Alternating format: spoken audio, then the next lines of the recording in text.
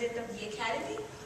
I'd like to welcome you all to the 82nd annual meeting of the Indiana Academy of Social Sciences here at the campus of Ralph Glaser University. One of the greatest privileges of being the president is to be able to introduce our keynote speaker at the annual meeting. And I feel especially honored and privileged today in welcoming and introducing our keynote speaker, Professor Valentine Mogadam, Professor and Chair of Sociology and Women's Studies at Purdue University, West Lafayette. And of course, she has many other titles, but I would keep it at that right now. She has an enviable record as a scholar and a policy consultant. I'll try and give you a brief flavor of her academic and professional achievements. Professor Mogadam was born in Tehran, Iran, educated in Iran, and in Canada and the United States.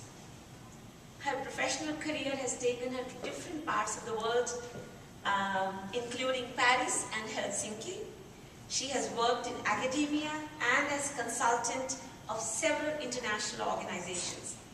Prior to joining Purdue in 2007, she was heading the program for gender equality and development at the United Nations Educational, Scientific, and Cultural Organization, which we briefly call UNESCO.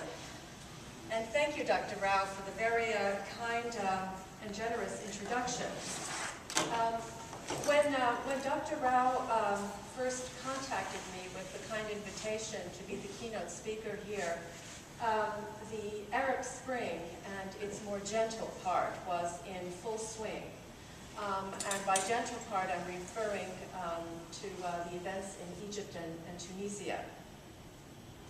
At that time, there was much discussion of the gender dynamics of the protest movements in Egypt and Tunisia and the likely outcomes for certain social groups, particularly women, and in the case of Egypt, the religious minority, the fairly large community of Christian Copts. In my view, the success of the democratic transitions, also known as revolutions, by the way, by some of the participants in those two countries, the success of the democratic transitions in those countries really hinges on the extent to which women in particular, and as I said in Egypt, the Christian community, are fully integrated into the new body politic.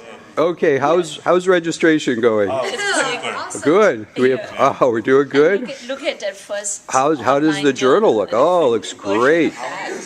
All right. With the senior editor. Excellent. And one of the associate editors. All right. Excellent.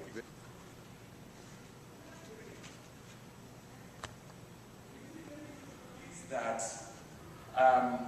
knowledge is different from wisdom. I mean, when schools started and people started going to school, they thought they were wiser than their parents who did not go to school.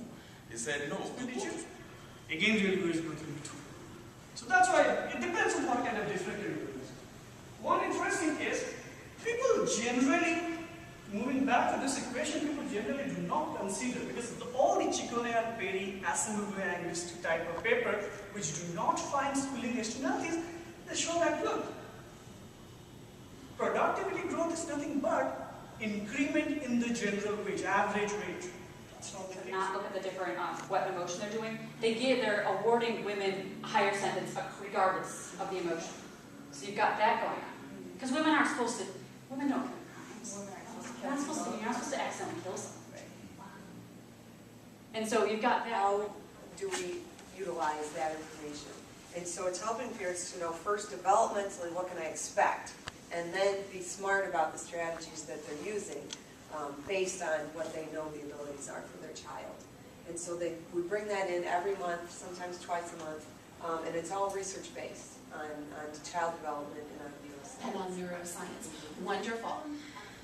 When adolescents report greater security, attachment to the mother, they report better physical environment, more learning materials, their parents foster greater self-sufficiency, and the mother is more accessible and responsive. Very good.